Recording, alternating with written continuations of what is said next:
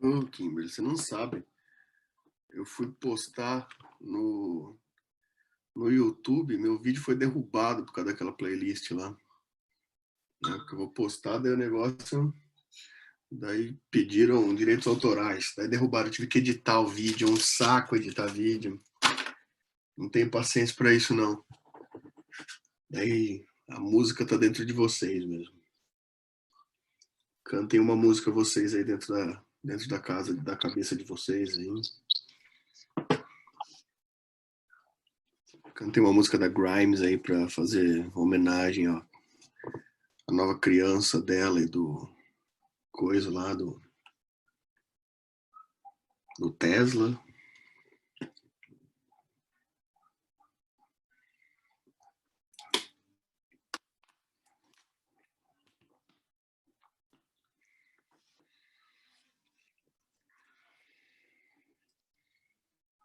Mais um minutinho a gente começa.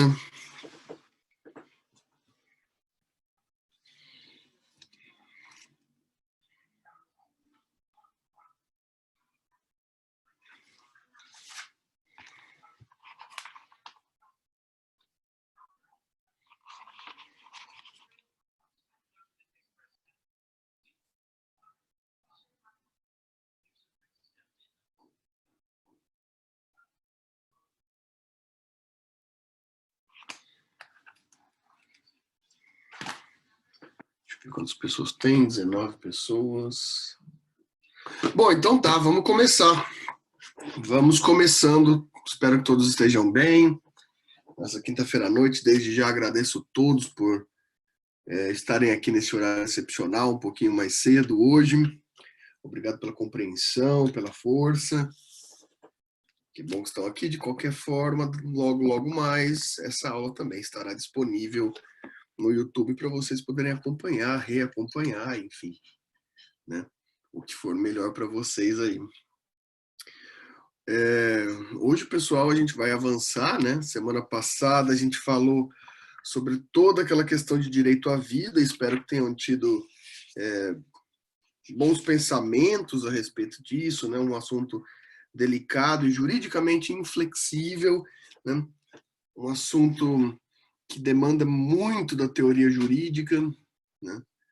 Então, eu já tive aqui, achei que teve seus efeitos, né? Já tiveram alguns que vieram me procurar aqui para desenvolver uma pesquisa, né? Dentro dessa estrutura. Fiquei muito feliz com isso. Uns 2, 3 alunos já interessados em escrever alguma coisa, se iniciar cientificamente na discussão acadêmica, né? Isso eu acho bem interessante, muito interessante mesmo. Fico feliz que tenha causado esse efeito. Espero que vocês estejam aproveitando a quarentena de vocês para isso, né? Para termos um pouco, tentar fazer essas leituras a mais, né? Seria sempre bem interessante, né? Bom, hoje, pessoal, falaremos sobre o quê, né? Hoje a gente vai tratar do assunto. Opa, a Kathleen mandou uma dúvida aqui.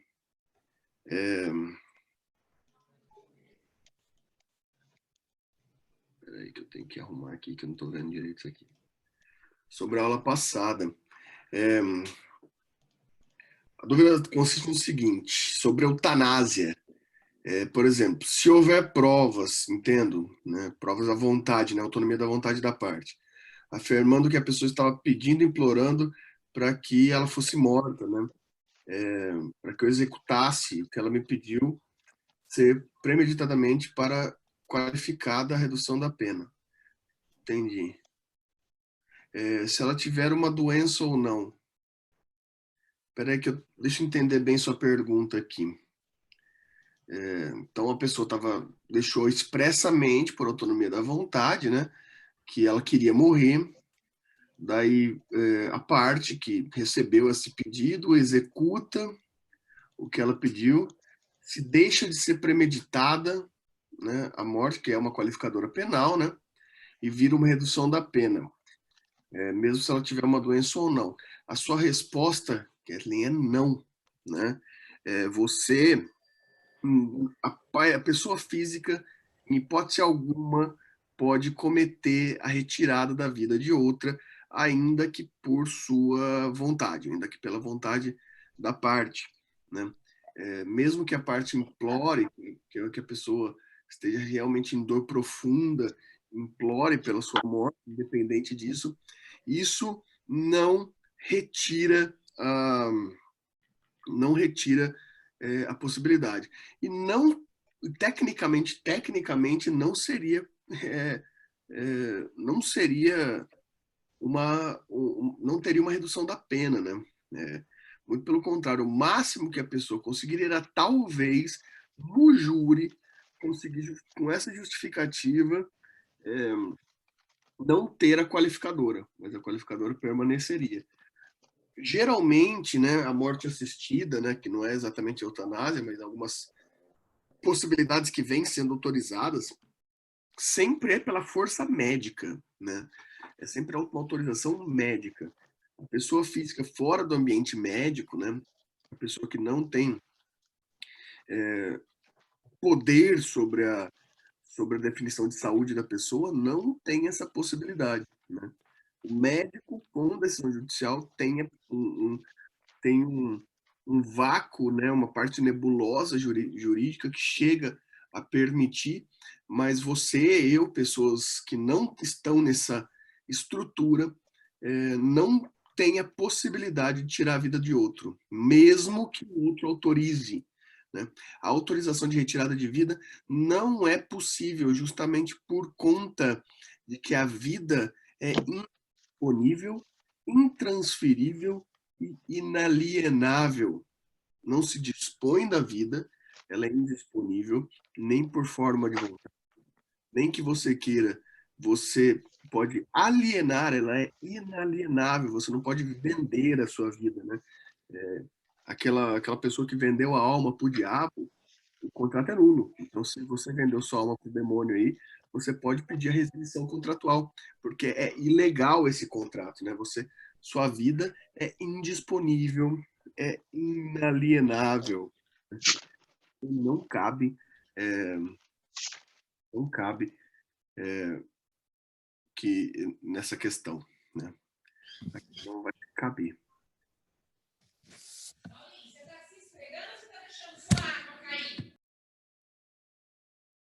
Imagina. Bom, pessoal, mas hoje a gente vai falar de liberdade. Só que a gente vai falar de liberdades específicas, né? A gente vai falar sobre garantias fundamentais de liberdade, né, dentro de uma categoria geral de liberdade que a gente vai classificar aqui. A gente vai atingir vários incisos do artigo 5º aqui, né? A gente vai falar do artigo... e essa pergunta da Kathleen vai ter certa relevância para a gente aqui também quando falamos de liberdade, né? Você vê que a liberdade não é ilimitada, né? A liberdade para dispor da sua própria vida, não dá para se fazer um contrato para alguém te matar que o outro continua respondendo pelo crime. Então, aqui a gente vai tratar de vários incisos do artigo 5º, né? A gente vai tratar do inciso 4, do inciso 5, do 6, do inciso 8, que mais?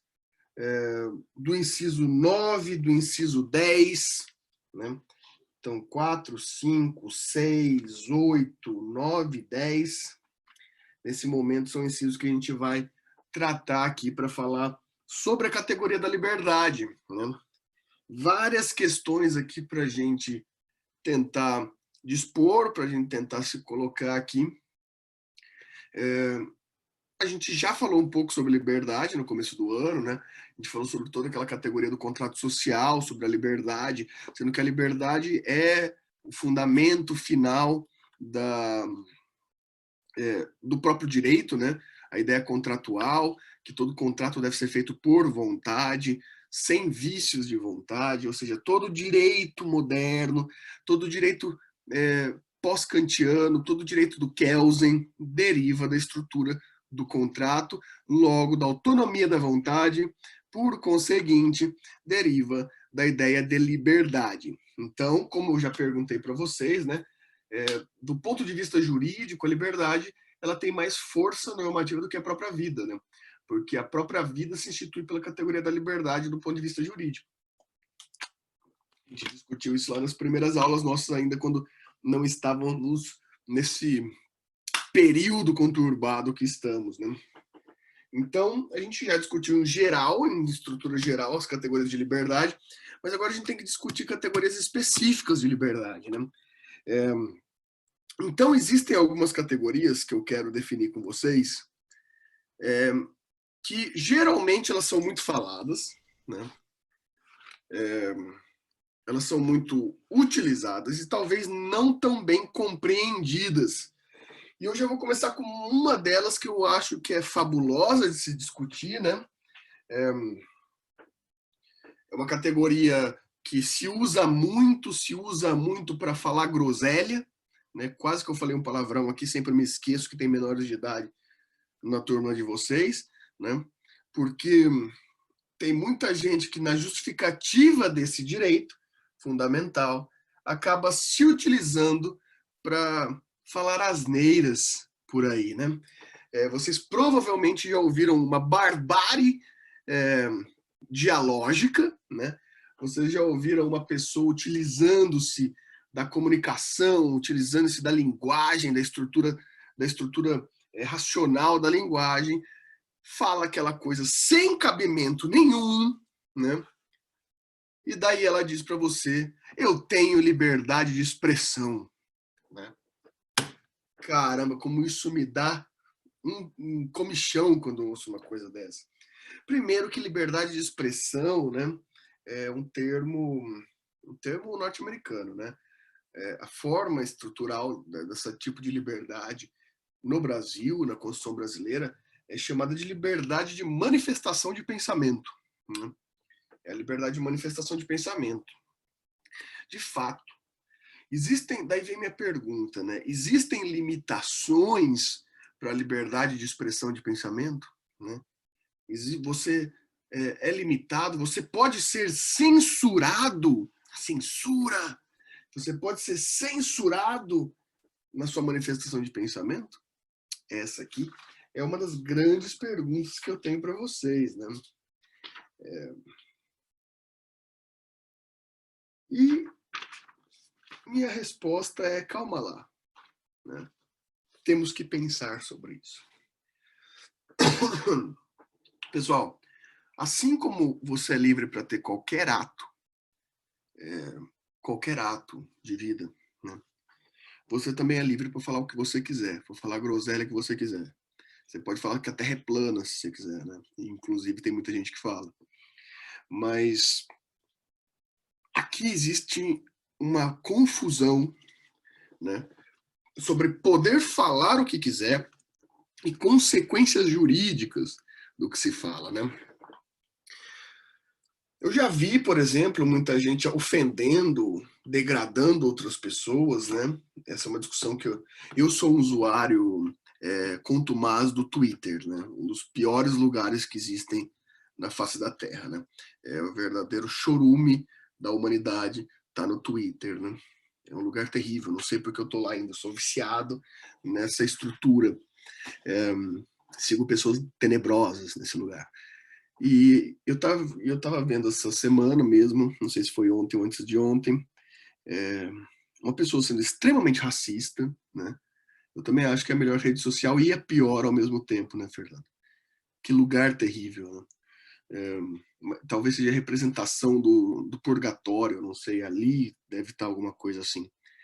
Tinha uma pessoa lá sendo extremamente racista, extremamente agressiva do ponto de vista das suas expressões racistas, né?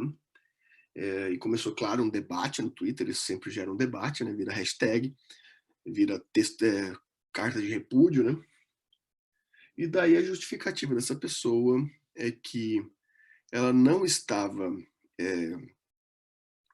sendo importunando ninguém porque ela estava usando a liberdade de expressão dela, né? E essa liberdade de expressão justificaria os seus pensamentos deveriam ser respeitados. Eu vou fingir que eu nem lia o comentário da Adriana justamente para eu ficar sempre neutro, por mais que não pareça. vontade de comentar eu tenho muita, mas, né, já viu como que são as coisas, né, Adriano?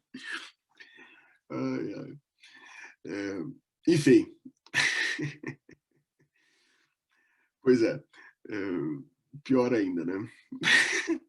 O, essa pessoa falou que ela tinha liberdade de expressão, ela podia expressar aquele pensamento dele, que o mundo de hoje estava muito chato, né? Que hoje em dia você não poderia utilizar seu humor, utilizar sua é, humor, utilizar. Hoje eu estou meio revoltado, né? Utilizar facetas linguísticas, porque todo mundo já te censurava, né?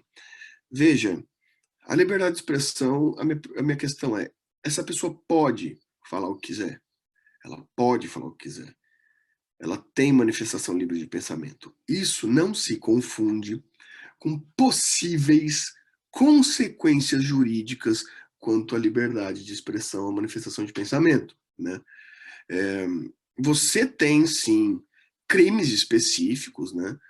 Se ele, de fato, ele não estava ofendendo uma pessoa específica, logo isso não se enquadraria no crime, por exemplo, de injúria racial, mas se enquadraria numa incitação ao ódio, incitação ao crime, incitação ao racismo, porque ali se manifestavam essas questões, né?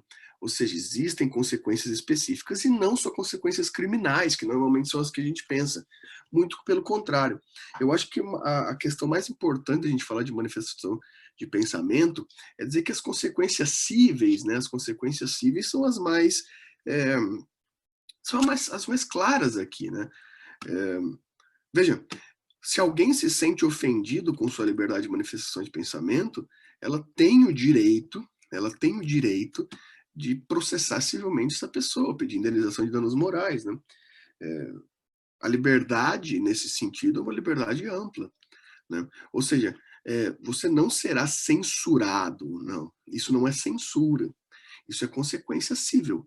Uma pessoa que te processa por conta de alguma coisa que você falou, não é censura, porque ela não necessariamente ela não te cala. Ela pode pedir, por exemplo, né, um pedido de respostas, né? Ela pode responder juridicamente isso. Vamos supor que você foi na mídia e falou impropérios sobre uma pessoa. Essa pessoa pode pedir o direito de resposta, a pessoa pode pedir uma indenização por dano moral. Isso não é censura, porque sua liberdade de se expressar continua. A única questão é que você sofre consequências cíveis, juridicamente cíveis, sobre as expressões que você falou, né? A Mariana colocou uma questão muito interessante, que isso não entra na questão do que o direito acaba quando o direito do outro começa, né?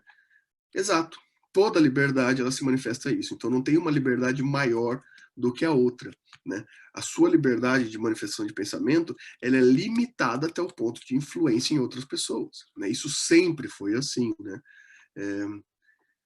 De fato, Adriana, eu também. Tem muita gente que se apoia na falta de educação, na falta de outras coisas muito piores, e se justifica na liberdade de manifestação de pensamento. A gente vê muito no humor, né? É aquela questão, o humorista falou tal coisa, ele vai ser processado, está sendo censurado. Não está sendo censurado. Ele está sofrendo consequências jurídicas cíveis, ele pode continuar. Um exemplo clássico, né, daquele humorista de gosto muito duvidoso, na minha humilde opinião, né? O Gentili, o Danilo Gentili, que ele foi processado por uma piada específica e quando ele foi condenado, no mesmo dia ele fez uma piada sobre a condenação, reafirmando a piada do que ele tinha feito. Ou seja, não é censura, porque ele pode sim fazer a piada. A questão é que ele sofre consequências jurídicas sobre aquilo que ele falou. Censura seria a impossibilidade geral, né? Você ser impedido de falar. Você não está impedido de falar, você está sofrendo consequências. Mas é porque eu fui processado e vou ter que pagar por isso. Isso não te impede de falar. Isso é uma consequência específica cível da sua liberdade de expressão, né? Então, veja, eu acho que esse é o limiar que muitas pessoas não entendem quando a gente fala, fulano foi processado porque falou isso. Gente, isso não é censura, né? Isso é justamente o direito, né? A liberdade de você falar tem a possível consequência da liberdade do outro se ofender. E se o outro conseguir provar que a ofensa foi de fato real, né? Isso é justo que haja uma consequência jurídica para isso, né? Então, existem várias outras questões, né? Sobre isso, né? Órgãos reguladores, né? Sobre liberdade de manifestação de pensamento. Vejam, esses órgãos reguladores, por exemplo, o CONAR, né? Teve uma polêmica aí, essas polêmicas, sobre a live do Gustavo Lima, né? Recentemente, porque ele estava se expressando com questões de bebida alcoólica, né? Em determinado momento, né? Vocês conhecem a história, né? Vocês conhecem, muitos de vocês aí conhecem mais esse tipo musical do que eu, né? Apesar de eu não ter nada contra, até tem algumas músicas de alguns cantores que eu até aprecio, o Gustavo Lima não é a minha preferência por vários motivos, né? Mas, enfim, o CONAR multou o Gustavo Lima, né, por conta daquela questão, e foi falado sobre censura. Não, entendo. A questão é, clara, a live não tinha restrição de idade, né? E o que é restrição de idade? É aquela que permite, e o horário que ela passava também permitia com crianças e adolescentes assistissem, né? Isso é lei, né? Você não pode fazer incitação a drogas, mesmo lícitas, a crianças e adolescentes. Isso está na lei. A produção dele provavelmente sabia disso, né? Ele foi impedido de fazer a live? Não foi impedido de fazer a live. Ele sofreu uma multa por tê-la feito fora das estruturas normais. Pessoal, isso é claro. Teve gente aí falando até de perseguição política. Por favor, gente. Se for assim, também vocês têm que lembrar que o clipe da Pablo Vittar também sofreu essa consequência por estar tendo no clipe ela aparecer tomando vodka, né?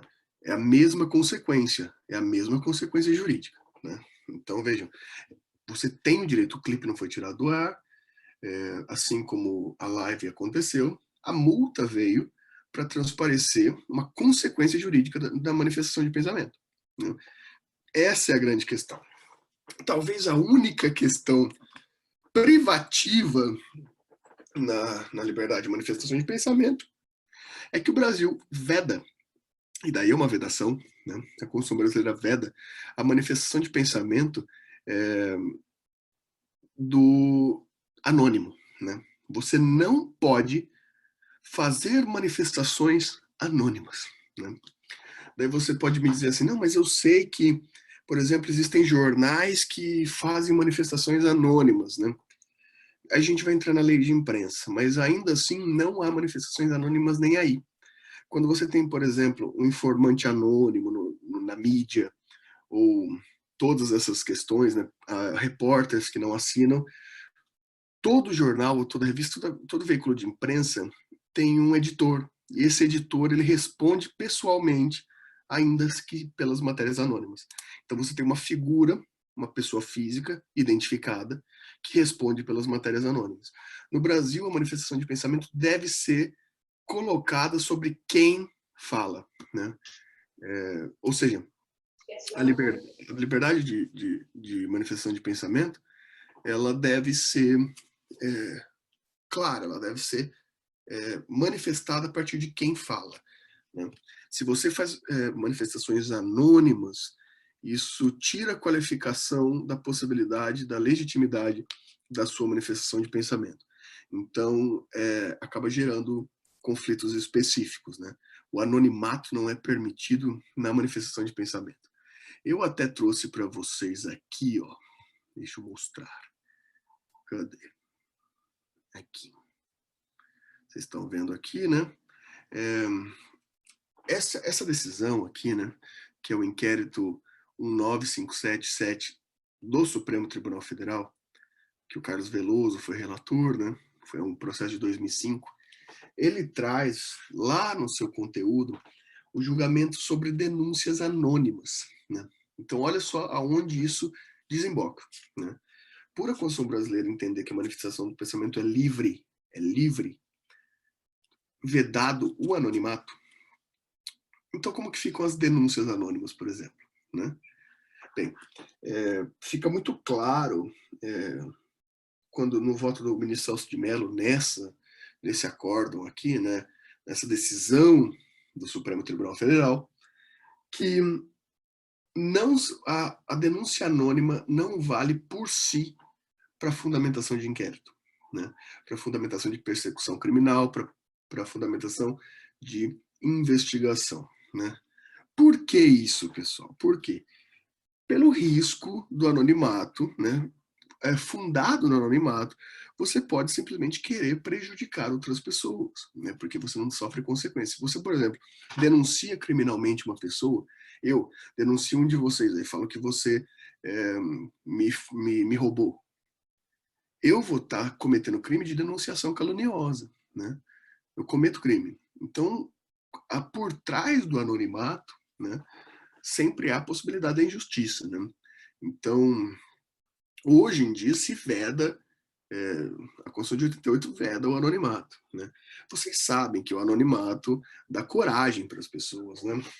Eu vejo pelas avaliações que em breve vocês vão fazer, né? As avaliações da CPA, que vocês vão ter a possibilidade anônima de criticar os seus professores, né? Então vem pérolas maravilhosas que só o anonimato podem proporcionar, né? Tem muita gente, inclusive, preocupada com a minha saúde mental, né? Me chamando de nomes que dizem respeito à sanidade mental, essas questões. É só ver a internet, né? Você vê os comentários mais asquerosos da internet são aquelas pessoas que não têm nome e tem no avatar da sua foto ou o Chorão, ou o Naruto, ou um olhinho verde e amarelo chorando, né? O anonimato causa problemas muito graves, né? Então a liberdade de manifestação do pensamento é restrita? Sim, é restrita. Vedado o anonimato e respeitadas as consequências. Eu posso manifestar meu pensamento neonazista? Eu posso, desde que eu assuma as consequências das estruturas de incitação neonazista, né?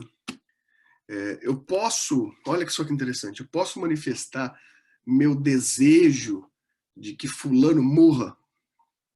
Eu posso, eu posso. E se eu sou muito claro na minha manifestação de pensamento que eu não quero matá-lo, mas eu desejo sua morte? Eu posso fazer isso? Você pode fazer isso, só que você vai ter que enfrentar as consequências cíveis se isso ofender a pessoa que você falou que quer que morra, né? Então, a sua manifestação de pensamento é livre, só que ela enfrenta consequências jurídicas. Isso, e o que eu quero deixar claro para vocês, isso não significa censura. Censura seria a impossibilidade específica de você fazer isso, consequência jurídica, né? Existem, é, existem, Débora, você quer falar alguma coisa? Você levantou a mão. Eu nunca sei como funciona esse negócio de levantar a mão aqui. Aparece aqui para mim. Não. Ou seja, existem limitações penais? Existem limitações penais, né? Existem limitações penais. Essas limitações penais são, a gente pode considerar censura, aí que vem a problemática, né? Então, eu tenho limitações criminais, o que eu posso falar? Isso é censura?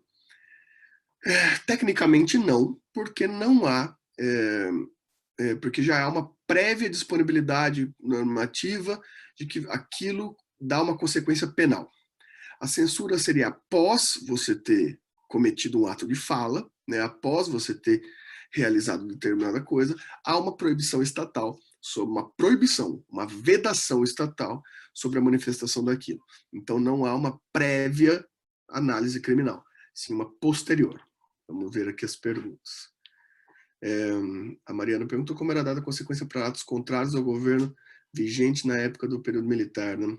Sim, porque aqui você tinha... Por que aqui, tecnicamente, existia a censura? Existiam modalidades que não eram censura, existiam modalidades que eram. As modalidades que eram que você tinha uma secretaria específica de censura, inclusive esse era o nome, que todo o ato, antes de ser expressado, deveria passar pelo crivo, ou seja, não era uma lei geral, como, por exemplo, incitação ao suicídio é crime. Então, você não tem liberdade de expressão de incitar alguém a se suicidar porque é crime. Isso é uma lei geral. Nesse setor específico de censura, você tinha que, era caso a caso, cada coisa que você fizesse, você era ou da imprensa, ou das artes, ou de qualquer uma dessas, ou da música, você tinha que, pelo o seu caso, seria particularmente definido se era possível ou não, se era censurado ou não.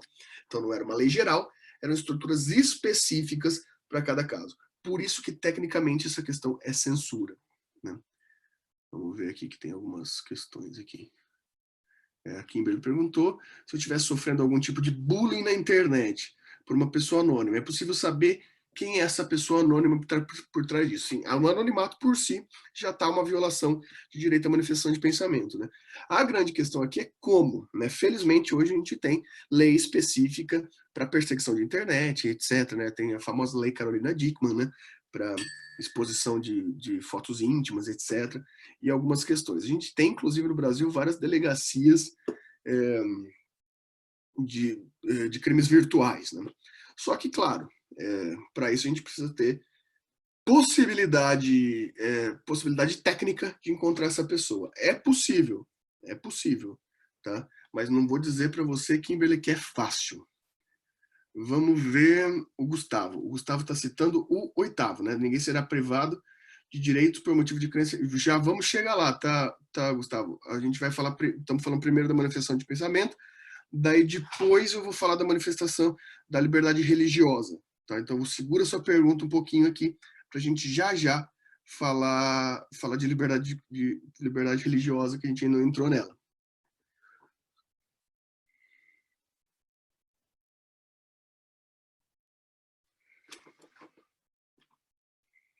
Beleza. Mais alguma coisa?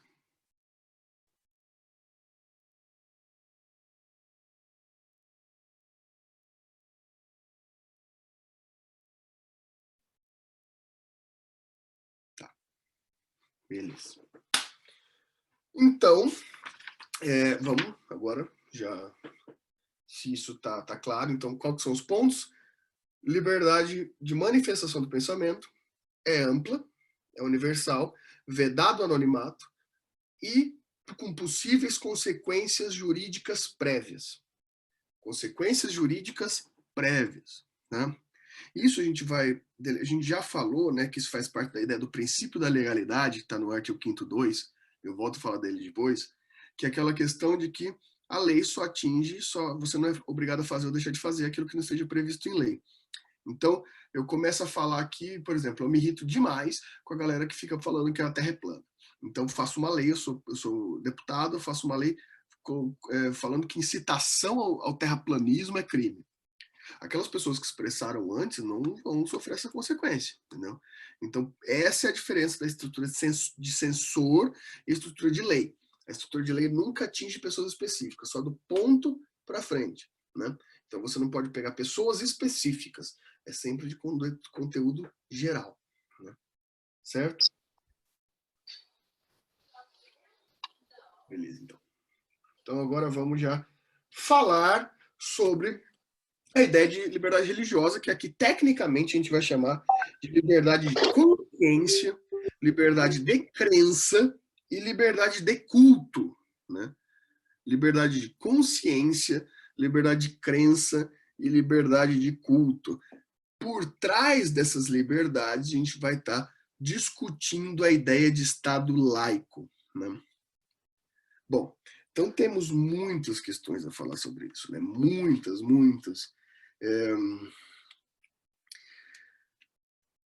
Vamos ver assim. Acho que eu vou começar falando de liberdade religiosa, porque eu já aproveito e já falo da questão do Gustavo aqui, né? Que é a ideia da liberdade de crença. Bom, pessoal, a liberdade de crença, ela está determinadamente ligada à sua liberdade de ter a sua crença religiosa, de ter a sua crença espiritual, né? Então, se pressupõe aqui a ausência, tá? Se pressupõe a ausência da crença e se dá liberdade à possibilidade de tê-la. Né?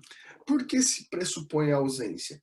Justamente por conta da laicidade do Estado. Já respondo sua pergunta, Bianca.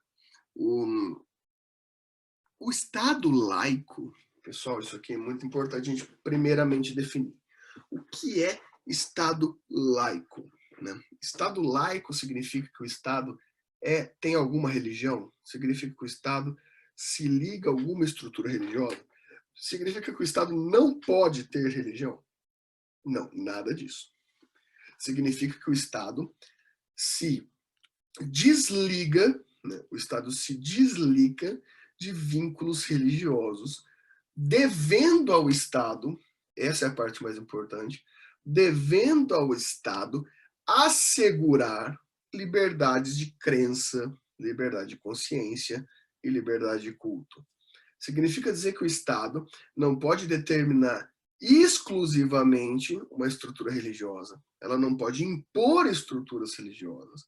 Significa dizer que o Estado não pode impor ausência de estruturas religiosas, ou seja, o Estado ateu, por exemplo, assim como não pode ter um Estado cristão, não pode ter um Estado ateu. Significa que o Estado não deve ter classificações de cunho, de consciência ou crença. Né? Significa que o Estado deve garantir aos seus cidadãos, deve garantir aqueles sob sua égide, liberdade sobre a sua consciência, filosofia de vida ou crença religiosa. Né? Então, aqui significa dizer que não há por parte do Estado, uma imposição religiosa. Tá. E a gente já começa a ter vários problemas, né? Certamente. E aí? Já vou usar essa pergunta agora, Mariana. E eu quero a resposta de vocês. Então, a Mariana está falando. Então, quando se diz que não pode ter, a gente está podendo dizer que não pode ter feriado católico porque o Estado é laico. Tá certo ou errado esse pensamento? Se a gente for pegar pelo padrão do Estado laico, é verdade. Né? Por que que eu vou polemizar um pouco aqui, né? Eu vou polemizar um pouco. Por que que a gente pode ter o feriado? Qual que é o padroeiro de Maringá que eu não sei, pessoal? Cadê os cristãos católicos dessa sala? Para me falar qual que é o padroeiro de Maringá. Alguém sabe? Que deve ser feriado, né? A gente sempre quando tem data do padroeiro é feriado. Mas sei lá, eu não sei qual que é, eu não lembro de nenhum feriado. Eu lembro vários nomes de santo, mas eu não tenho certeza se é feriado. Nossa Senhora da Glória. Então, beleza. Ó. Dia de Nossa Senhora da Glória é feriado, certo? Por que o dia do aniversário do Allan Kardec não é? Por que o dia de Oxó não é? Né? Por que o dia do nascimento do Albert Einstein não é? Para aquele que não tem estrutura religiosa. Né? Por que, né, que o dia do kosher não é? Basicamente, se a gente for pegar a lógica do Estado laico, é essa. Né? Porque os sábados não são feriados, então, para algumas pessoas e para outras são. Então, você tem o feriado, o dia de descanso no domingo, sendo que para muitas religiões o dia de descanso seria no sábado. Né? Inclusive, na própria estrutura religiosa, o domingo é o primeiro dia de trabalho. Né? Essa é a questão, essa é uma questão polêmica, né? Por que eu gosto de colocar essa questão? Porque feriado todo mundo gosta, né? Eu não tenho religião nenhuma e eu, dependendo do feriado, nossa, vou até na igreja se precisar. Porque, veja, feriado a gente gosta, então é agradável pra gente. A gente não vai ser contra o feriado, né? Muito pelo contrário, eu, laico e democrático, queria feriado católico, queria feriado evangélico, queria feriado umbandista, queria feriado judaico, queria feriado espírita, queria feriado ateu, queria feriado de qualquer tipo de religião. Para mim tinha todos, né? Para mim, bota feriado de todo mundo aí, né? Então, não sei se a gente vai ter resposta aqui, mas veja, Para isso é muito fácil, porque a questão é mais ou menos essa, né? Quando a gente entra numa discussão como, por exemplo, aquela que a gente entrou do Testemunho de Jeová, a gente entrou naquela discussão semana passada, né? As opiniões são muito fortes, né? Para algumas pessoas não tem que ter transfusão de jeito nenhum, porque a pessoa está ligada à religião, e para aquelas pessoas que simplesmente não são testemunhas de Jeová, para aquelas pessoas que não estão nem aí para como se sente o testemunho de Jeová, é muito fácil para a pessoa falar, não, faz transfusão aí, garante a vida da pessoa. Então, atestar o Estado laico quando se diz num assunto que não é polêmico para você, é fácil, né? Mas e aí quando você perde seus feriados? Daí como é que fica? Né? Como que se atesta o Estado laico? Porque agora não precisa ser laico. Agora o Estado pode garantir a tradição católica, porque o fundamento é claro, né? Pessoal, vocês entendem o fundamento. O fundamento é que o Brasil tem uma tradição católica, né, muito mais antiga, né? É colônia portuguesa, então é uma tradição católica e até pouco tempo atrás, né, a população católica era a maior, né? Agora fica oscilando entre católica e evangélica, né? Tem uma certa oscilação. Mas pela essa tradição, então daí que se justifica os feriados. Mas isso afronta tem uma contradição, vamos dizer assim, com o Estado laico, né? Mas essa é a minha questão. Ou a gente entende o Estado laico como garantia ou não, né? Essa é uma questão complicada, né? Porque daí, igual a Leila falou aqui, no prático a gente teria feriado para todos, né? Daí entra a igualdade. Leila, é aí que tá. Olha só que interessante.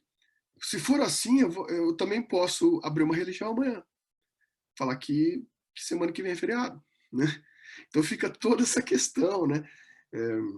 Então, é isso que o Éder falou que não era porque o Brasil é um dos países mais católicos e vem do passado dos feriados. Direito adquirido, né, Éder, aqui não entraria exatamente, a gente vai falar de direito adquirido em breve, aqui não entraria necessariamente a ideia de direito adquirido, por quê? Porque a gente teve um rompimento constitucional, né? Quando entra a Constituição nova, todas as modalidades antigas caem. Os feriados foram recepcionados pela Constituição brasileira, né? Os feriados foram recepcionados por respeito cultural. Então, a recepcionalidade veio da ideia de tradição e respeito cultural. Daí a Adriana falou sobre o testemunho de Jeová. Então, é aquela questão aqui, que está falando, não salvar uma vida por conta da religião, né? Escola, vamos falar de escola já já, né? Eu só vou voltar aqui lá em cima na pergunta do Gustavo, né? Porque o Gustavo colocou para mim aqui, ipsis literis, o inciso 8º, né? Que fala que ninguém será privado de direitos por motivo de crença religiosa, ou de convicção filosófica ou política, salvo se as invocar para eximir-se de obrigação legal a todos, salvo para invocar para se eximir obrigação legal. Olha que interessante. A todos imposta e recusar-se a cumprir prestação alternativa fixada em lei. Então, o Gustavo perguntou, aqui pode-se entender que o direito de escusa de consciência, que é isso daqui, né? Isso quer dizer que, então, que ninguém está obrigado a cumprir uma obrigação a todos imposta, se eu invoco um motivo de natureza religiosa, filosófica ou política. Isso é um pouco mais delicado que isso, Gustavo, né? Foi o Gustavo que perguntou, né? Foi. Isso é um pouco mais delicado que isso. Existem alguns padrões mais fáceis de serem definidos de escusa de consciência. Só que todos eles devem passar por um crivo jurídico. Então, apesar do inciso 8º falar que você pode se eximir de cumprir obrigações por conta de cunho religioso, se pressupõe constitucionalmente que para se eximir por conta da sua religião, você deve ter uma autorização judicial. O Estado deve reconhecer aquilo. Existem alguns reconhecimentos que já são fáceis porque já são pacificados. Por exemplo, né, a ideia de algumas religiões que são a chamada gnosticismo pacífico ou pacificidade teológica, que são aquelas que não podem ter relações com armamentos, né? Então, a dispensa de, por exemplo, serviço militar obrigatório já é pacificada. Outra questão pacificada é a questão dos sabatistas, né? Judicialmente, se alguém de alguma religião sabatista, como por exemplo os adventistas, né, pedirem para não frequentar, por exemplo, a faculdade, de aula de sexta-feira à noite, vai ganhar judicialmente porque já é um instrumento pacífico. Então, eles podem se eximir de cumprir essas questões. Só que isso necessita de uma autorização judicial. Isso necessita de autorização judicial. O que já é delicado, que é o caso do Testemunho de Jeová. A gente não tem ainda como saber se ele pode se eximir ou não dessa questão, né? Quer ver? Ó? Vou mostrar aqui para vocês.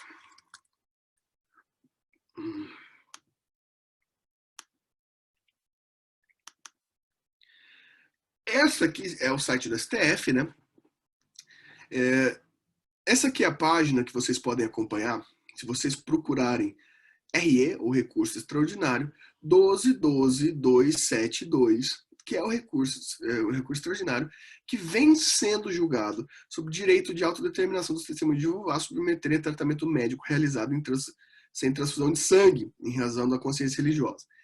Esse julgamento ainda não acabou, né? Aqui está todo o julgamento para vocês acompanharem, né? Aqui no site do STF. Né? Esse julgamento é o definitivo. Depois desse julgamento, o ministro Gilmar Mendes já se manifestou, né, que ele é o relator, né, o Gilmar Mendes é o relator desse tema. Ele já deu um voto falando sobre a prevalência da autonomia, né, da autonomia do Testemunho de Jeová, sobre querer, se quiser, não ter a transfusão de sangue por conta da liberdade religiosa e pelo princípio da vida digna. A questão que o ministro Gilmar Mendes colocou no voto dele, que é o único voto que temos até agora, é a que diz sobre autodeterminação, ou seja, maiores de idade, né, capacidade civil. Né? Então aqui a gente tem, até agora, só o voto do relator, que dá autonomia para o Testemunho de Jeová se recusar ao tratamento, né? Só que condicionado à sua capacidade civil. A gente aguarda os outros votos, né, para saber, por exemplo, se o pai pode escolher pelo filho. Pela interpretação do voto do Gilmar Mendes, não. Né? Se você não é maior de idade, não é capaz de se autodeterminar, você teria transfusão de sangue aqui. Né? Vamos ver aqui.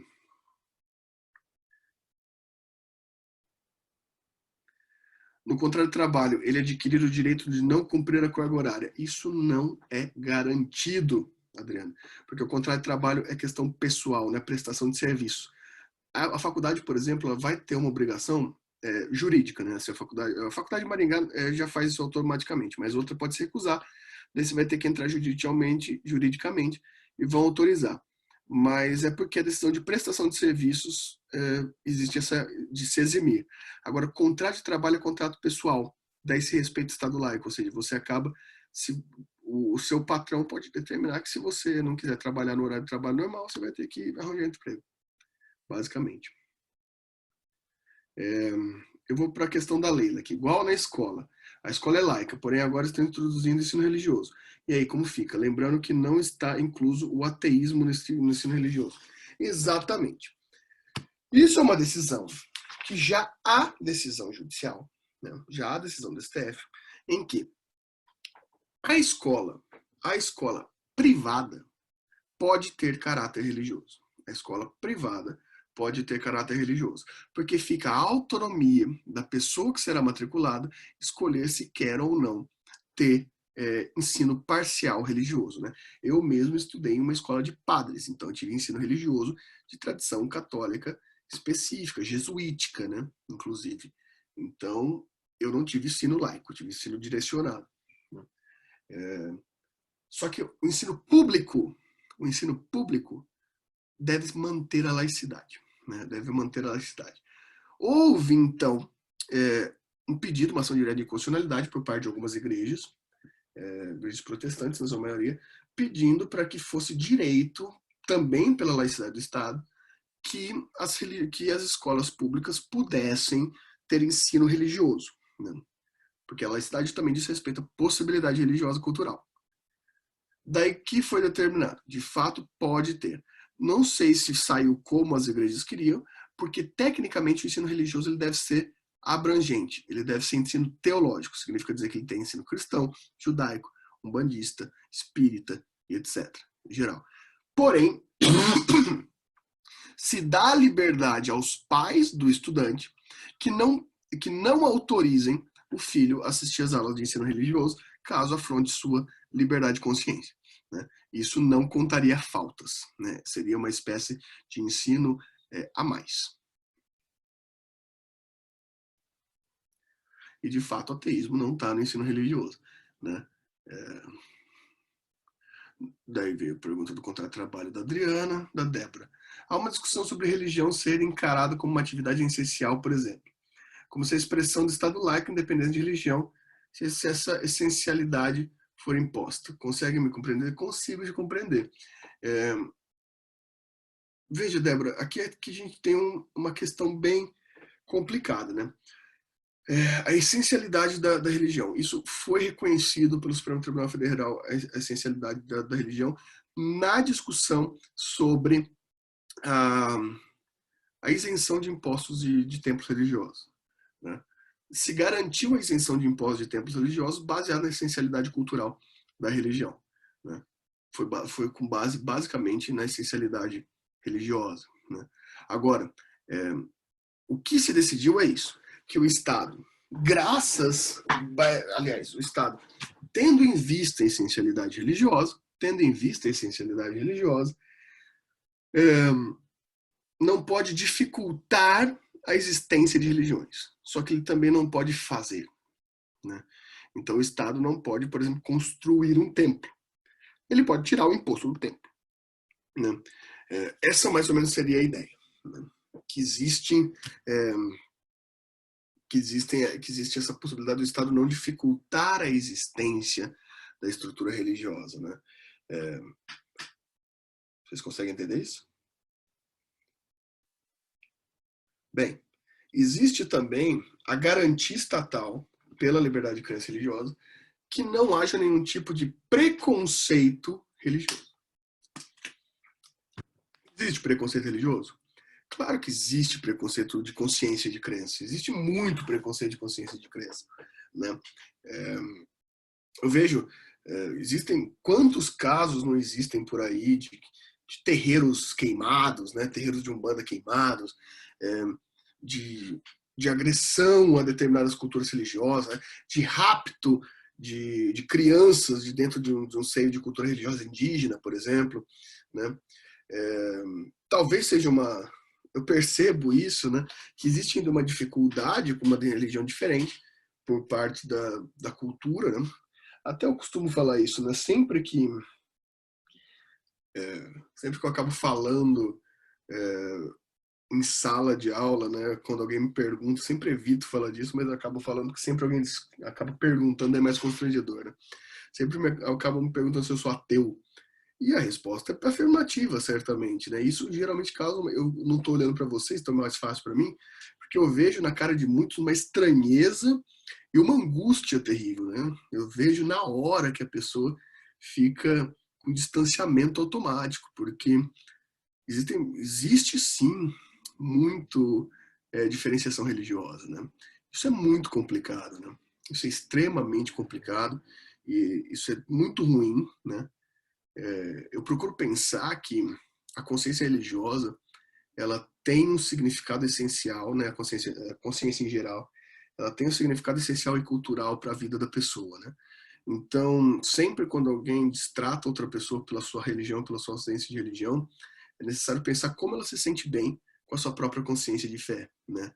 Então, ela deveria pensar como a outra pessoa se sente bem também com essa consciência, né? O que importa, no fim das contas, é que as pessoas tenham suas consciências de bem. Ah, mas as pessoas sofrem na estrutura cultural. Bem, não cabe a você, né? E, mas eu sei que essa pessoa está pecando, eu sei que essa pessoa está se afundando. Também não cabe a você, né? Se a gente for seguir as escrituras tradicionais, mais de 3/4 do mundo já estão condenados, né? Os escolhidos são muito pouco, então fazer o quê? Vamos que vamos, né? Mas é complicado, né? Teve uma época, Leila, que eu falava isso, que eu falava que não tinha uma religião específica, né, para ver se diminuía um pouco a estranheza. Mas eu sei que isso não é nem comparável, né? A estranheza que causa você não ter uma religião não é nem comparável a agressividade que se causa para você ter alguma religião diferente, de vários modos, né? Existe hoje, aqui na região sul-sudeste, né? Eu vejo os próprios testemunhos de Jeová têm um preconceito muito grande contra os testemunhos de Jeová. Existe um preconceito até de pessoas que não empregam testemunhos de Jeová, não dão emprego a eles, né? É muito grave, né? Eu acho que a discussão disso tem que ser mais aberta. Eu vejo, claro, mais no sudeste do que aqui no sul, que é um pouco menos volumoso o número de pessoas, mas quanto as de matriz africana, né, as religiões de matriz africana sofrem muito preconceito também, preconceito de agressividade, né?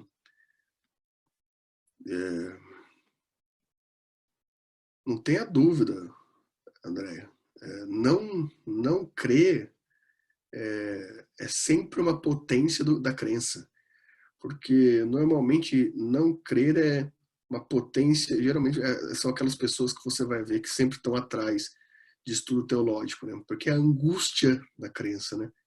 A ausência de crença é a angústia da crença, não tenha dúvida disso, né? Eu costumo falar, né? Todos os meus trabalhos de pesquisa, de ficção de filosofia de direito constitucional são focados em estrutura teológica, né? Porque é a angústia da crença que é a descrença, né? É muito forte também. Então, essa é a questão, né? Isso o Estado deve garantir. O Estado tem que garantir, de alguma forma, a segurança das expressões religiosas. Mas daí a gente vai falar também da segurança de religiões que vão ser agressivas, etc. Bem, pessoal, o cara quer ser satanista, ele pode ser satanista? Pode, você tem que respeitar. O que ele não pode sacrificar pessoas, nem animais. Porque daí ele vai estar cometendo um crime, né? Daí não pode ter, pela expressão religiosa, justificativa para o crime, né? Essa é a grande questão. Essa é a expressão aqui que a gente tem que delimitar, né? Aí drogas, né? Existem religiões, por exemplo, que fazem uso da ayahuasca, né? Bem, isso foi uma polêmica por muito tempo. Hoje em dia a Anvisa já retirou a ayahuasca da portaria que exprime as drogas. Então não é mais o uso de drogas, né? O droga controlado dentro de determinada religião, né? Bom, outra questão que a gente tem sobre liberdade religiosa, que agora não é uma garantia, mas sim uma exceção, significa dizer uma vedação, é a ideia do curanderismo, né? O curanderismo, basicamente, é um negócio que eu acho muito complicado, tá? Acho muito complicado determinar. Eu entendo a sua existência, a gente pode determinar, por exemplo, pelo caso de João de Deus, né? O que seria o curanderismo? Alguém se utilizar de fé, se utilizar de uma estrutura religiosa para obter vantagem, né? Para obter vantagens.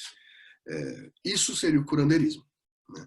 Isso é vedado, né? É uma exceção à liberdade de crença de consciência. Então é vedado você se aproveitar de terceiros, né? Se aproveitar de terceiros em função religiosa. O meu problema é como que prova isso, né? Isso não pode ser um movimento excludente. O caso do João de Deus é muito claro para a gente, porque de fato, né, ele se utilizava da fé de pessoas, não porque aqui a gente não está falando de dinheiro, a gente está falando de violência sexual, né, que é muito mais grave. Mas, por exemplo, quando a gente fala em estelionato, por exemplo, sobre curanderismo, né, alguém pegar dinheiro das pessoas em função da religião delas, a maioria dos casos que a gente tem sobre o processo de curanderismo, a gente vê assim, por exemplo, curanderismo baseado em tarô, em estruturas de magia e etc. Só que a gente vê muito pouco ou quase nada, né?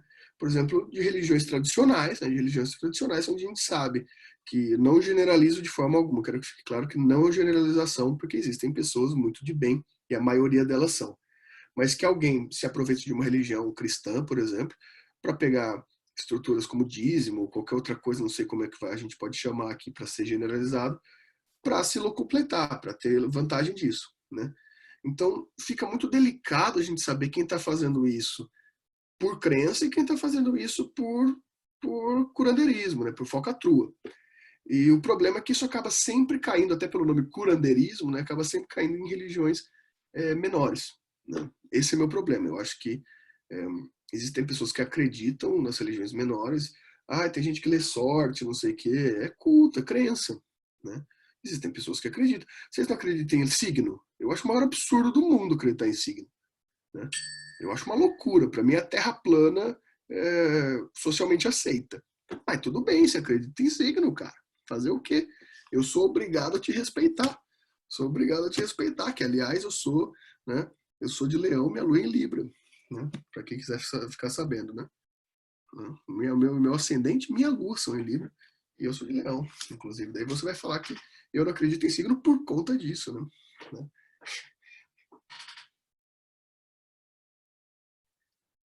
Né? É, então, vejam só.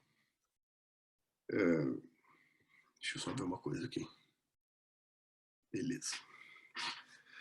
Daí tem uma última questão para a gente discutir, que é bem simples, tá?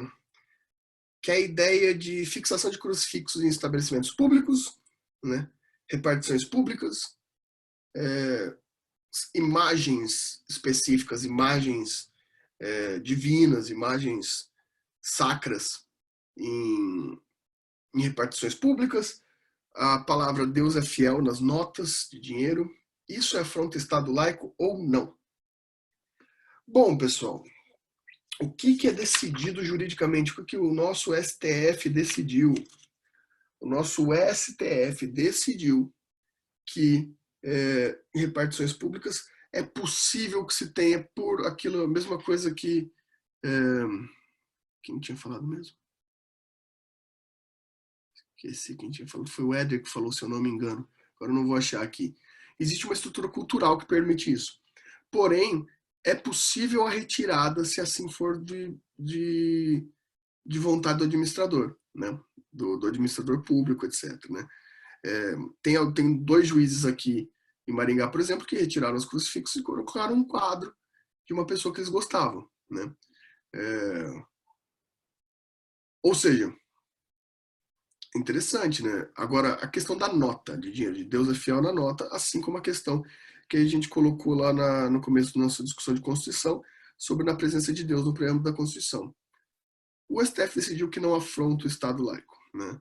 Apesar de existir uma justificativa que eu não concordo, não por conta de existir, porque eu acho que é indiferente a existência ou não, um dos votos dizem que é, Deus é uma estrutura geral, não diz isso ou aquilo.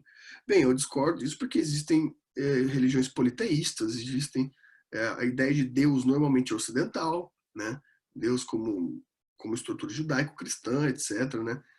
Ou seja, não acho que é esse a justificativa. Acho que a justificativa é cultural e está ali por expressar uma cultura brasileira de alguma forma, né?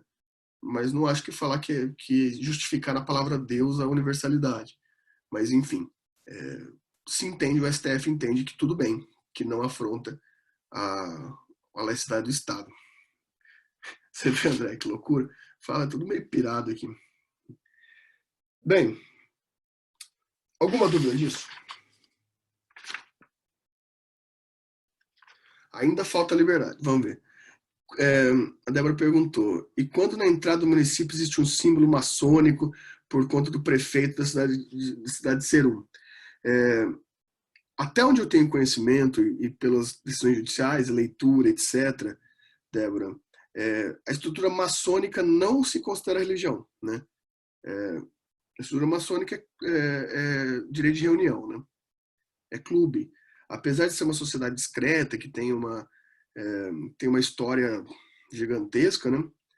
Algumas pessoas tratam até com alguma questão mística, etc. Enfim, não se enxerga como uma religião, né? Então não entra na laicidade, entra na liberdade de reunião. É um símbolo, né? É um símbolo que necessariamente não tem estrutura religiosa.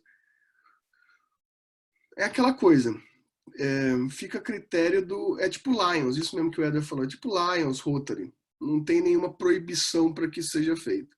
Ainda mais pela questão de você poder colocar imagens religiosas na entrada da cidade também não feriria, né? Por conta de ser uma estrutura cultural, né? Uma estrutura puramente cultural. Mas no caso da maçonaria, por exemplo, não entraria na liberdade de crença por não ser considerado estrutura de crença ou religião, né? Por ser considerado uma confraria, aqui vai ser da aula que vem, a gente ainda não terminou liberdades, né? Que vai ser a liberdade de religião, desculpa, a liberdade de reunião, né? A ideia de liberdade de reunião,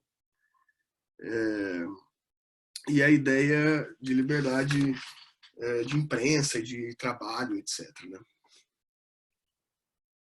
Mais alguma questão?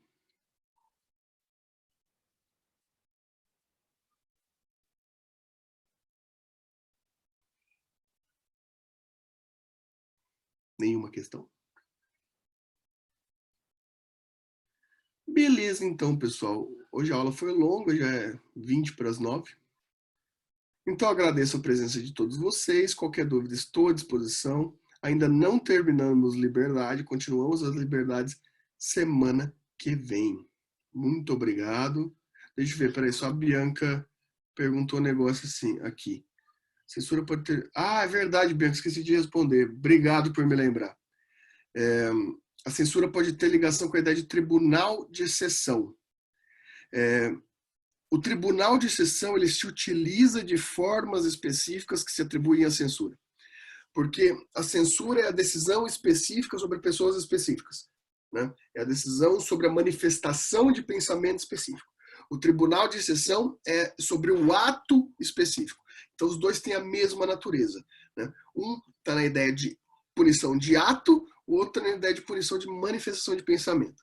Os dois têm a mesma raiz. A diferença é que um pune a ideia, né, a expressão, e o outro pune o ato. Né? Essa é a diferença. Um está ligado normalmente. E também o poder ligado. Né? O Tribunal de Exceção geralmente é a estrutura judiciária de punição penal e o censor está ligado ao poder executivo em punição de possibilidade de expressão.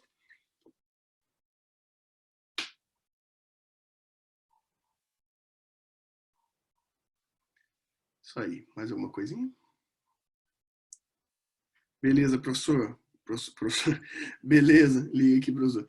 Beleza, pessoal? Logo mais, então, eu posto na internet isso daqui. Tchau para vocês, boa noite, falou.